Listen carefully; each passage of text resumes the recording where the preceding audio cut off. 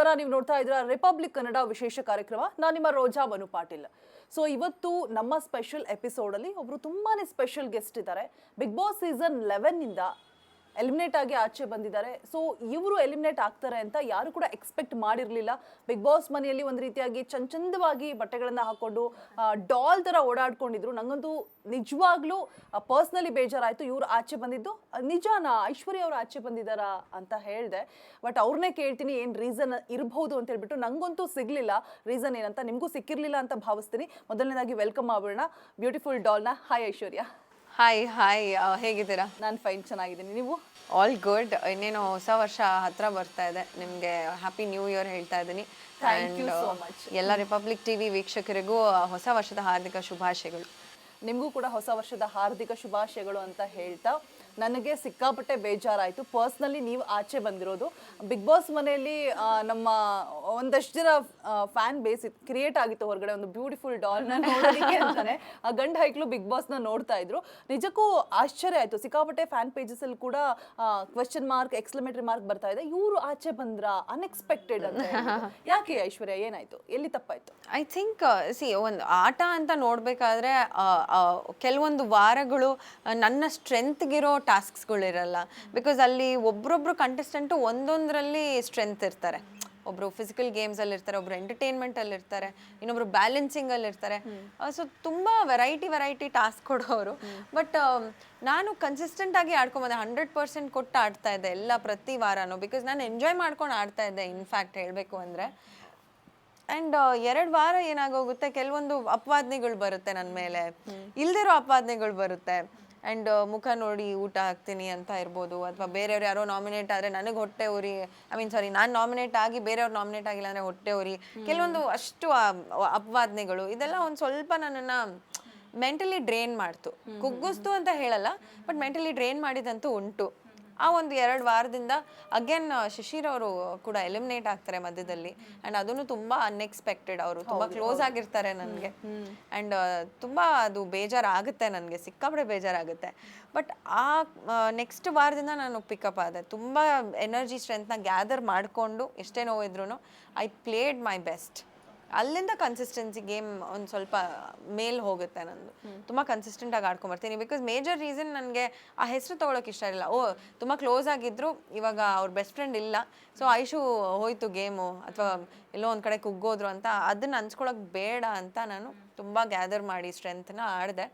But ತುಂಬ ಕನ್ಸಿಸ್ಟೆಂಟಾಗಿ even ಹೋದ್ವಾರ ನಾನು eliminate ಆಗಿರೋ ವಾರ BB ರೆಸಾರ್ಟ್ ಅಂತ ಒಂದು ಥೀಮ್ ಕೊಡ್ತಾರೆ. ಆ್ಯಂಡ್ ನಾನು ಓದಿರೋದು ಅದು, ನಾನು BHM student actually, hotel management ಓದಿರ್ತೀನಿ. ಆ್ಯಂಡ್ ಅದೇ ವಾರ BB ರೆಸಾರ್ಟ್ ಅಂತ ಒಂದು ಕಾನ್ಸೆಪ್ಟ್ ಕೊಡ್ತಾರೆ. ಆ್ಯಂಡ್ ತುಂಬ ಎಂಜಾಯ್ ಮಾಡಿಕೊಂಡು ಆಡ್ತೀವಿ. ನಮ್ಮ ತಂಡ ಅಂತೂ ಸೂಪರಾಗಿ ಆಡ್ತೀವಿ ಆ್ಯಕ್ಚುಲಿ. ಸುದೀಪ್ ಸರು ವೀಕೆಂಡಲ್ಲಿ ಅದ್ರ ಬಗ್ಗೆ ಮಾತಾಡ್ತಾರೆ. ಆ್ಯಕ್ಚುಲಿ ಗೆಲ್ಲಬೇಕಾಗಿದ್ದು ನಮ್ಮ ತಂಡ. ಸ್ಟಾರ್ ರೇಟಿಂಗ್ಸಲ್ಲೂ ಅವರು ಪ್ರಾಮಾಣಿಕತೆಯಿಂದ ಸ್ಟಾರ್ ರೇಟಿಂಗ್ಸ್ ಆಪೋಸಿಟ್ ತಂಡ ನಮಗೆ ಕೊಡಲ್ಲ. ಸೊ ಹೀಗೆ ಒಂದಷ್ಟು ವಿಷಯಗಳು ನಡೆಯುತ್ತೆ. ಎಲಿಮಿನೇಷನ್ ಆಗೋದಕ್ಕೆ ಒಂದು ಪರ್ಟಿಕ್ಯುಲರ್ ರೀಸನ್ ಅಂತ ಇರಲ್ಲ, ಸಿಚುವೇಶನ್ಸ್ ಮೇಲೂ ತುಂಬ ಡಿಪೆಂಡ್ ಆಗುತ್ತೆ. ಟಾಸ್ಕ್ ಸಕ್ಕದಾಗ ಆಡಿದ್ದೀನಿ, ಆ ವಾರ ಇಡೀ ತುಂಬ ಚೆನ್ನಾಗಿ ಹೋಗುತ್ತೆ. ಆ್ಯಂಡ್ ಬಟ್ ನಾಮಿನೇಟ್ ಕೂಡ ಆಗಿರ್ತೀನಿ. ಆ್ಯಂಡ್ ಅದು ಕ್ಯಾಪ್ಟನ್ನಿಂದಾನೇ ಡೈರೆಕ್ಟ್ ನಾಮಿನೇಷನ್ ಆಗಿರ್ತೀನಿ. ಸೊ ಹಲವಾರು ವಿಚಾರಗಳು ಸೇರಿ ಒಂದು ಎಲಿಮಿನೇಷನ್ ನಡೆಯೋದು, ಸಿಚುವೇಶನ್ಸ್ ಕ್ರಿಯೇಟ್ ಆಗುತ್ತೆ ಅಷ್ಟೇ. ಅದ್ರ ಜೊತೆಗೆ ಬಿಗ್ ಬಾಸ್ ಕೂಡ ಒಂದು ಒಳ್ಳೆ ಗಿಫ್ಟ್ ಕೊಡ್ತಾರೆ ನಿಮಗೆ ಬರುವಾಗ. ಆಕ್ಚುಲಿ ಯಾರಿಗೂ ಕೊಟ್ಟಿಲ್ಲ. ಸೊ ಆ ಒಂದು ಲೈನು ತುಂಬಾ ಅದ್ಭುತವಾಗಿತ್ತು. ನಿಮ್ಗೆ ಏನು ಅನ್ನಿಸ್ತು ಐಶ್ವರ್ಯ? ಇಟ್ಸ್ ಅ ಹಿಸ್ಟ್ರಿ ಅಂತ ಅನ್ಸುತ್ತೆ. ಹಿಸ್ಟ್ರಿ, ಬಿಗ್ ಬಾಸ್ ಹಿಸ್ಟ್ರಿಯಲ್ಲಿ ಇಷ್ಟು ಸೀಸನ್ಸ್ ಆಗಿದೆ, 13 ಸೀಸನ್ಸಲ್ಲಿ ಯಾವೊಬ್ಬ ಕಂಟೆಸ್ಟೆಂಟ್ಗೆ ಸಿಗದೇ ಇರುವಂಥ ಒಂದು ಎಲಿಮಿನೇಷನ್ ಅಂತ ಕರೆಯಲ್ಲ, ವಿದಾಯ ಅಂತ ಕರಿತೀನಿ, ಫೇರ್ವೆಲ್ ಅಂತ ಏನು ಹೇಳ್ತಾರೆ, ಅದು ನನಗೆ ಸಿಕ್ಕಿದೆ ಅಂದರೆ ನಿಜವಾಗ್ಲೂ ಅದು ಒಂದು ಹಿಸ್ಟ್ರಿ ಕ್ರಿಯೇಟ್ ಆಗಿದೆ. ಪ್ಲಸ್ ಆ್ಯಂಡ್ ನನ್ನ ಪುಣ್ಯ. And I have a lot of gratitude. ತುಂಬ ಥ್ಯಾಂಕ್ಫುಲ್ ಆಗಿರ್ತೀನಿ ಯಾವತ್ತು ಆ ಒಂದು ಬಿಗ್ ಬಾಸ್ ಅನ್ನೋ ವೇದಿಕೆಗೆ, ಬಿಗ್ ಬಾಸ್ಗೆ, ಸುದೀಪ್ ಸರ್ಗೆ, ಆ್ಯಂಡ್ ಆ ಇಡೀ ಮನೆಗೆ ಒಂದು ಗ್ರ್ಯಾಟಿಟ್ಯೂಡ್ ನನ್ನ ಕಡೆಯಿಂದ. ಅವರು ಒಂದು ಮಾತು ಹೇಳ್ತಾರೆ, ಫಸ್ಟ್ ನನಗೆ ಒಂದು ಲೆಟರ್ ಬರುತ್ತೆ, ಬ್ಯೂಟಿಫುಲ್ ಆಗಿ ಒಂದು ಲೆಟರ್ ಬರುತ್ತೆ, ಪ್ರೀತಿಯ ಐಶ್ವರ್ಯ ಅಂತ. ಆ ಒಂದು ಪದಗಳಿಂದ ಸ್ಟಾರ್ಟ್ ಆಗುತ್ತೆ ಲೆಟರು, ಪ್ರೀತಿಯ ಐಶ್ವರ್ಯ. ಅದೇ ಕೇಳೋಕ್ಕೆ ಎಷ್ಟು ಚೆನ್ನಾಗಿದೆ. ಅಲ್ಲಿ ಆ ಲೆಟ್ರಲ್ಲಿ ಬರೆದಿರ್ತಾರೆ, ಕೊಂಚ ಬೇಸರ ಇದ್ರೂ ಈ ಮನೆ ನಿನ್ನ ದುಃಖ, ನಗು, ಖುಷಿ, ಎಲ್ಲ ನವರಸಗಳನ್ನ ಈ ಮನೆ ನೋಡಿ ಸಾಕ್ಷಿಯಾಗಿದೆ ಅಂತ.